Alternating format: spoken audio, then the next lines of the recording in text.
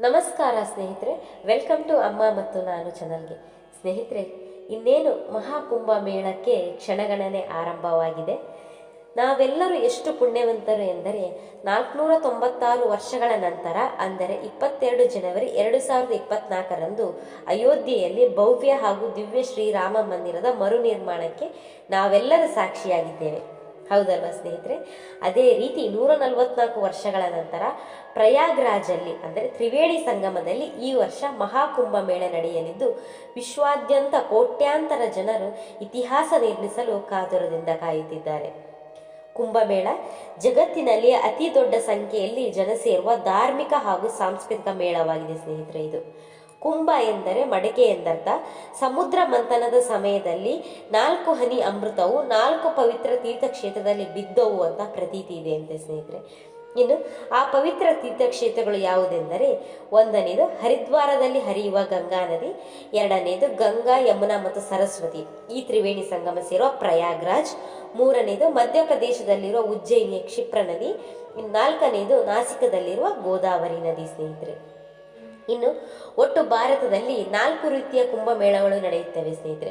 ಕುಂಭಮೇಳ 4 ವರ್ಷಗಳಿಗೊಮ್ಮೆ ನಡೆಯುವ ಮೇಳ. ಇದು ಹರಿದ್ವಾರ, ಪ್ರಯಾಗ್ರಾಜ್, ಉಜ್ಜಯಿನಿ ಹಾಗೂ ನಾಸಿಕದಲ್ಲಿ ನಡೆಯುತ್ತದೆ ಸ್ನೇಹಿತರೆ. ಇಲ್ಲಿ ಎರಡನೇದು ಅರ್ಧ ಕುಂಭಮೇಳ, ಅಂದರೆ 6 ವರ್ಷಗಳಿಗೊಮ್ಮೆ ನಡೆಯುವುದು. ಇದು ಪ್ರಯಾಗ್ರಾಜ್ ಮತ್ತು ಹರಿದ್ವಾರದಲ್ಲಿ ನಡೆಯುತ್ತದೆ. ಮೂರನೇದು ಪೂರ್ಣ ಕುಂಭಮೇಳ, ಅಂದರೆ 12 ವರ್ಷಗಳೊಮ್ಮೆ ನಡೆಯುತ್ತದೆ. ಇದು ಪ್ರಯಾಗ್ರಾಜಲ್ಲಿ ಮಾತ್ರ ನಡೆಯುತ್ತದೆ. ಇನ್ನು ಮಹಾಕುಂಭಮೇಳ, ನಾಲ್ಕನೇದು ಮಹಾಕುಂಭಮೇಳ, ಇದು 144 ವರ್ಷಗಳಿಗೊಮ್ಮೆ ಪ್ರಯಾಗ್ರಾಜಲ್ಲಿ ನಡೆಯುತ್ತದೆ ಸ್ನೇಹಿತರೆ. ಇಂತಹ ಅದ್ಭುತ ಕ್ಷಣಕ್ಕೆ ನಾವೆಲ್ಲರೂ ಸಾಕ್ಷಿಯಾಗಲಿದ್ದೇವೆ ಸ್ನೇಹಿತರೆ. ಇನ್ನು ಈ ಬಾರಿಯೂ ಕುಂಭಮೇಳ ಉತ್ತರ ಪ್ರದೇಶದ ಪ್ರಯಾಗ್ರಾಜಲ್ಲಿ ನಡೆಯಲಿದ್ದು, 13 ಜನವರಿ 2025ರ ಪುಷ್ಯ ಪೂರ್ಣಿಮೆಯಂದು ಪ್ರಾರಂಭವಾಗಲಿದ್ದು, 26 ಫೆಬ್ರವರಿ 2025ರ ಮಹಾಶಿವರಾತ್ರಿಯಂದು ಮುಕ್ತಾಯವಾಗಲಿದೆ ಸ್ನೇಹಿತರೆ. ಕುಂಭಮೇಳ ನಡೆಯುವ ಸಂದರ್ಭದಲ್ಲಿ ನಾಗಸಾಧುಗಳು ಆಗಮಿಸಿ ಶಾಹಿ ಸ್ನಾನದಲ್ಲಿ ಪಾಲ್ಗೊಳ್ತಾರಂತೆ ಸ್ನೇಹಿತರೆ ಅವರು.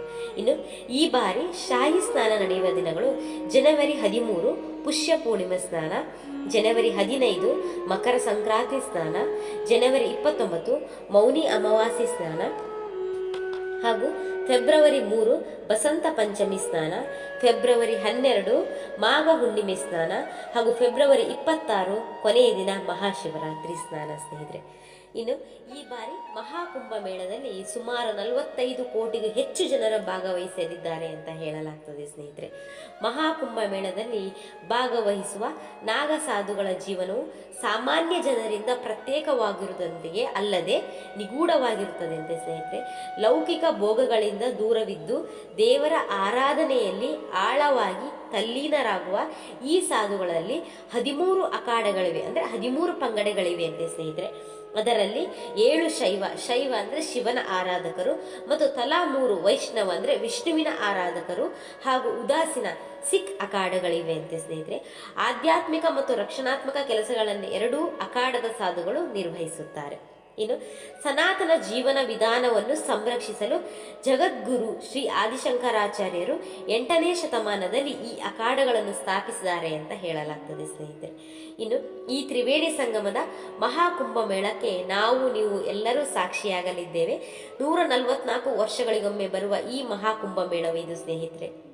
ನಾವು ಯಾವ ಜನ್ಮದಲ್ಲಿ ಪುಣ್ಯ ಮಾಡಿದ್ದೇವೋ ಗೊತ್ತಿಲ್ಲ, ಅಯೋಧ್ಯೆಯ ರಾಮನನ್ನು ಕಾಣುವಂತಾಯಿತು, ಹಾಗೂ ಮಹಾಕುಂಭ ಮೇಳವನ್ನು ನೋಡುವಂತಾಯಿತು ಸ್ನೇಹಿತರೆ. ಈ ತ್ರಿವೇಣಿ ಸಂಗಮದ ಮಹಾಕುಂಭ ಮೇಳಕ್ಕೆ ಹಾಗೂ ನೀವು ಎಲ್ಲರೂ ಸಾಕ್ಷಿಯಾಗಲಿದ್ದೇವೆ. ಇನ್ನು ಪ್ರಯಾಗ್ರಾಜಲ್ಲಿ ನಡೆಯಿರುವ ಮಹಾಕುಂಭ ಮೇಳ ನಡೆಯುವ ಸ್ಥಳದಲ್ಲಿ ಮೂಲ ಸೌಕರ್ಯಗಳನ್ನು ಹೆಚ್ಚಿಸಲು ಬರೋಬ್ಬರಿ 5,500 ಕೋಟಿ ರೂಪಾಯಿಗಳನ್ನು ಯೋಜನೆಗಳಿಗೆ ಪ್ರಧಾನಮಂತ್ರಿ ನರೇಂದ್ರ ಮೋದಿ ಅವರು ಚಾಲನೆ ನೀಡಿದ್ದಾರಂತೆ ಸ್ನೇಹಿತರೆ. ಇನ್ನು ಉತ್ತರ ಪ್ರದೇಶದ ಮಂತ್ರಿಗಳಾದ ಯೋಗಿ ಆದಿತ್ಯನಾಥ್ ಅವರು ಕೂಡ ಈ ಮಹಾಕುಂಭ ಮೇಳ ಯಶಸ್ವಿಯಾಗಿ ನಡೆಸಲು ಸಕಲ ಸಿದ್ಧತೆಯನ್ನು ಮಾಡಿಕೊಂಡಿದ್ದಾರಂತೆ ಸ್ನೇಹಿತರೆ. ಇದಿಷ್ಟು ಮಹಾಕುಂಭ ಮೇಳದ ಬಗ್ಗೆ ಸ್ನೇಹಿತರೆ. ವಿಡಿಯೋ ಇಷ್ಟ ಆದರೆ ಪ್ಲೀಸ್ ಶೇರ್ ಹಾಗೂ ಸಬ್ಸ್ಕ್ರೈಬ್ ಮಾಡಿ ಸ್ನೇಹಿತರೆ. Thank you.